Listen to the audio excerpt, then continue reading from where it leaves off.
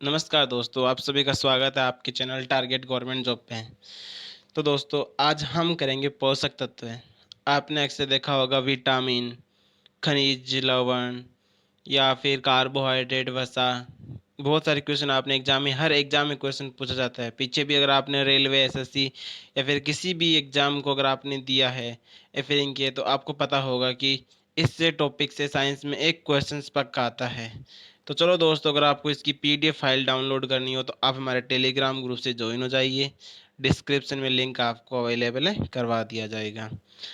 पोषक तत्व है साइंस जीके, जिसको इंग्लिश में बोलते हैं दोस्तों, पोषक तत्व को nutrients. Very important question and answer. दोस्तों मैं प्रॉमिस करता हूँ आपसे, अगर आप ये पीडीएफ फाइल अगर आप ध्यान से पढ़ लोगे, एक बार मैं पढ़ा रहा हूँ मेरे साथ, एक बार आप पीडीएफ को पढ़ लो। इस पीडीएफ के अलावा आपका एक भी क्वेश्चन एग्जाम में कभी लाइफ में बाहर नहीं आएगा।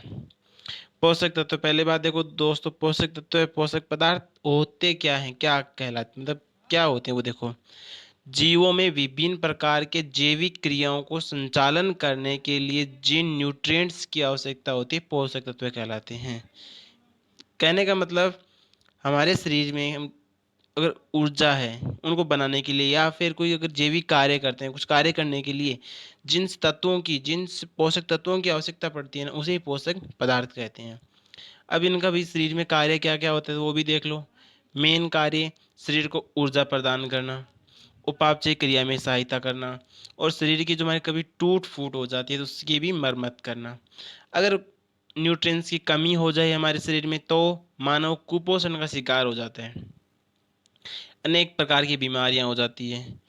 अब देखो दोस्तों, ये भी पूछ सकता है आपसे एग्जाम में, पोषक तत्व या फिर पोषक पदार्थ कौन कौन से होते हैं। तो दोस्तों 6 होते हैं पोषक तत्व। कार्बोहाइड्रेट, प्रोटीन, वसा, जल, खनिज लवण और विटामिन्स। तो हम दोस्तों छवों को एक साथ में पढ़ेंगे।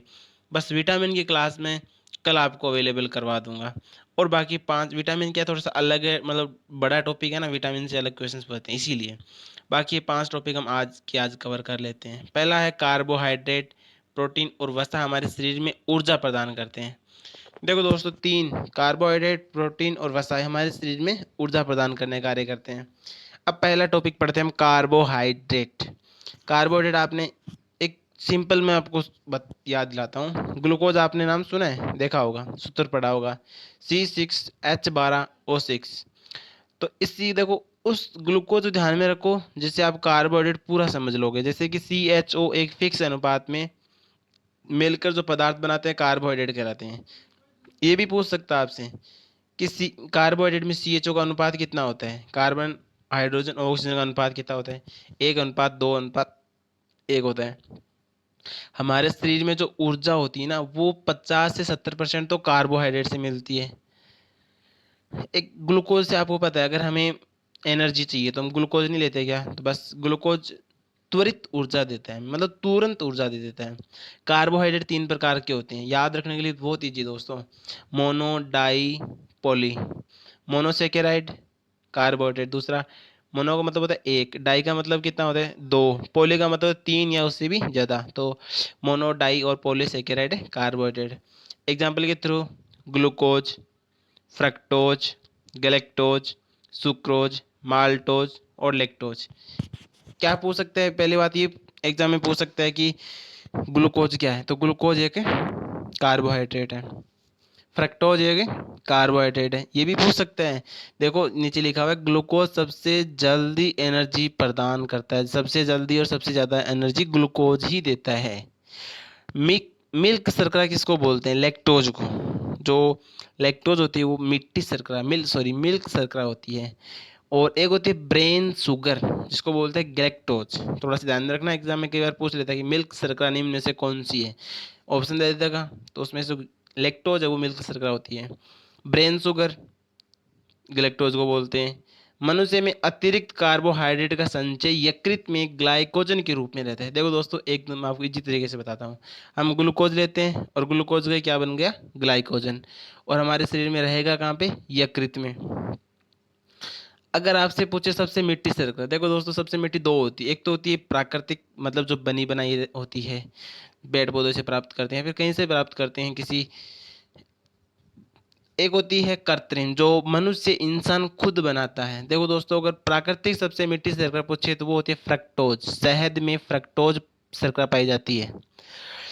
और अगर कृत्रिम में पूछे तो वो होती है सेक्रिन। हालांकि दोस्तों वैज्ञानिकों ने सेक्रिन मतलब इतनी मीठी शर्करा है जो फ्रक्टोज होती है ना, या फिर चीनी की भी 1000 गुना मीठी होती है। सोच लो आप कितनी मीठी होती होगी। और ये हमारे शरीर में ईंधन का कार्य करता है। आपसे पूछ ले कि हमारे शरीर में ईंधन का कार्य कौन करता है, तो वो करता है कार्बोहाइड्रेट। अब कार्बोहाइड्रेट हमने पढ़ लिया कि अगर हमारे शरीर में कमी हो गई तो हम ये कहाँ से प्राप्त करें। कार्बोहाइड्रेट हमारे शरीर में मिलेगा कहाँ से? चावल, अनाज खाते हो, आलू खाते हो, शकरकंद खाते हो, गुड़, शहद और गेहूँ। देखो दोस्त, इसमें ज़्यादा जो अनाज वाले हैं ना, गेहूँ, चावल, अनाज, आलू, शकरकंद, गुड़, तो ये इसमें आएंगे, बस इतना ध्यान रख लेना। दूसरा है प्रोटीन। कार्बोहाइड्रेट में क्या देखा था? CHO की एक निश्चित मात्रा, और उसी से देखो दोस्तों हम आगे वसा में बनाएंगे CHO की अनिश्चित मात्रा। फिर वो आगे आएगा भी प्रोटीन है। तो प्रोटीन एक कार्बनिक यौगिक है।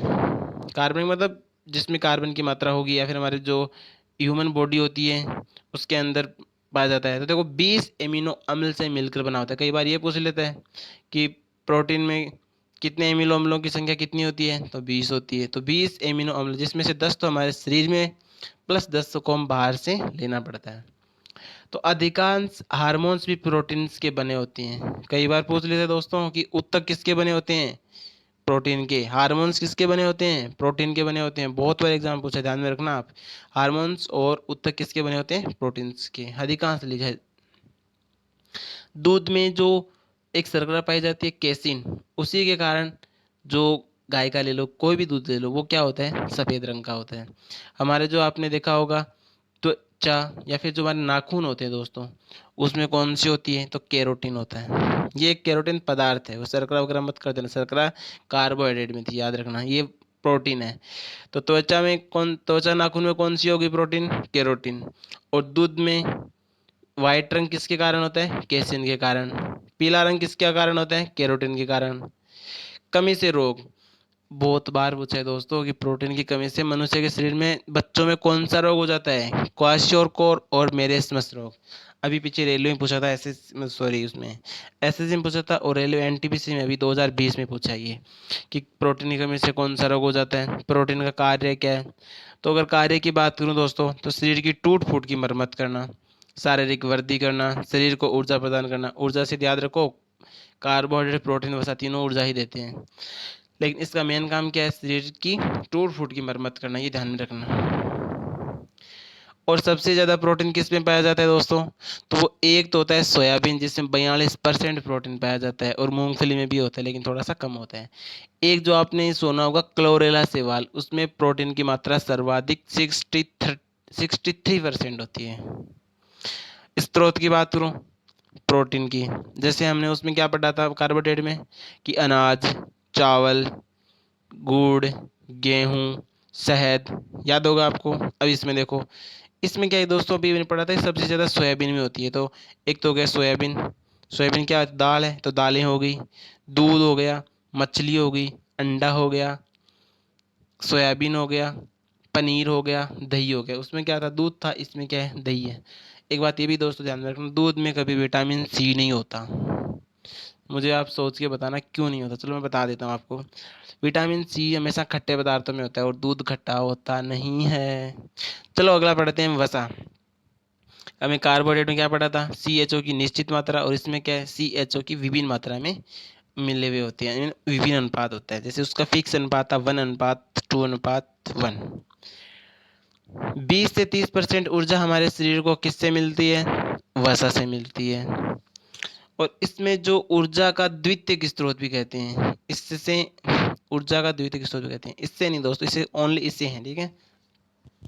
इसे ऊर्जा का द्वितीयक स्रोत भी कहते हैं।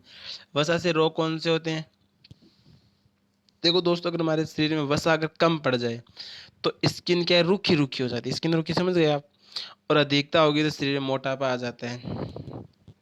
और इसका कार्य क्या होता है? ऊर्जा प्रदान करना। ये तो सबका है, लेकिन इसका मेन काम है तापमान को निश्चित बनाए रखना।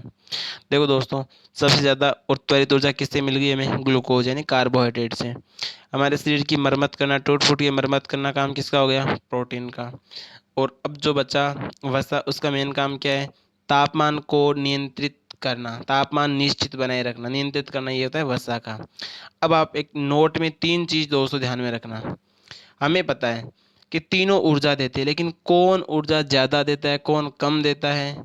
बस एक जो लास्ट में लाइन पढ़ी वो ध्यान रखना कि सबसे ज़्यादा ऊर्जा तो देता है हमें वसा। और त्वरित तुरंत ऊर्जा कौन देता है? कार्बोहाइड्रेट। कभी कंफ्यूज मत हो जाना। बस मैं आपके लिए लिख भी रखा, देखो 1 ग्राम कार्बोहाइड्रेट से 4.2 किलो कैलोरी ऊर्जा मिलती है। कैलोरी क्या है? कैलोरी ऊर्जा की मात्रक है, मात्रा। और 1 ग्राम प्रोटीन से कितना मिलेगा? 4.1 किलो कैलोरी। और 1 ग्राम वसा से 9.2 किलो कैलोरी मिलता है सबसे ज़्यादा। नेक्स्ट दोस्तों, जल पढ़ते हैं। तो हमारे शरीर की 65 से 75% मात्रा जल से ही होती है। अगर जल की कमी हो गई तो रोग दोस्तों नॉर्मल एकदम इजी, निर्जलीकरण। निर का मतलब होता है कमी, जलीकरण जल की कमी से रोग निर्जलीकरण। खनिज लवण की मैं बात करूं तो हमारे शरीर को किन किन तत्वों की मतलब बाहर से आवश्यकता पड़ती है? तो वो देखो, calcium Ca, sodium Na, magnesium Mg, iron Fe, phosphorus P, iodine आई, सल्फर एस, पोटेशियम के। साथ में मैंने नाम क्यों बोले दोस्तों, एग्जाम में कई बार ये भी पूछ लेता है, ग्रुप डी में तो बहुत बार पूछता है कि जैसे आपसे बोल दिया कैल्शियम का प्रतीक चिन्ह क्या है, आपको पता होना चाहिए Ca है। आपसे बोल दे कि पोटेशियम का क्या है, तो आप लोग तो पोटेशियम का पी ठोक के आ जाओगे, लेकिन नहीं, पोटेशियम का के होता है, फास्फोरस पी। और लोहे, अब ये भी ध्यान रखना, अगर लोहे की कमी हो जाए हमारे शरीर में तो एनीमिया रोग होता है। आयोडीन की कमी हो जाए तो गले के अंदर होता है घेंगा गलगंड रोग। अगर फास्फोरस और कैल्शियम की कमी हो तो शरीर में रिकेटस रोग। रिकेटस मतलब हमारे शरीर में कमी हो जाएगी किसकी? बताओ, यो हड्डियाँ कमज़ोर हो जाएगी, तो उसी को तो रिकेट्स बोलते हैं। और लास्ट में आपकी 1 मिनट लेना चाहूँगा दोस्तों। Thank you for watching. अगर आपको रियली हमारी क्लास अच्छी लगी हो तो हाँ, अगर देखो दोस्तों, आपको तब पता होगा या तब अपने पीछे प्रीवियस क्वेश्चन पेपर निकाले होंगे, या आपने कोई एग्जाम दिए तो आपको पक्का विश्वास है कि पक्का पता होगा कि हाँ भाई साइंस का ये टॉपिक है आपके आते हैं, और आगे भी दोस्तों आएगा ही। अगर आपको क्लास अच्छी लगे तो लाइक करके सब्सक्राइब करना, और हाँ, अपने दोस्तों के साथ शेयर करना ना भूलें अगर आपको अच्छी लगी हो तो। और हाँ दोस्तों, हमारे चैनल पे मॉर्निंग में करंट अफेयर की क्लास 7 बजे आती है। उसके बाद एक साइंस की क्लास आती है जो मैंने अब ली है, और एक जीके की क्लास आती है। 3 क्लास से लेकर के 4 क्लास रेगुलरली आपको एग्ज़ाम से पहले पहले रेगुलरली दी जाएगी। थैंक यू दोस्तों।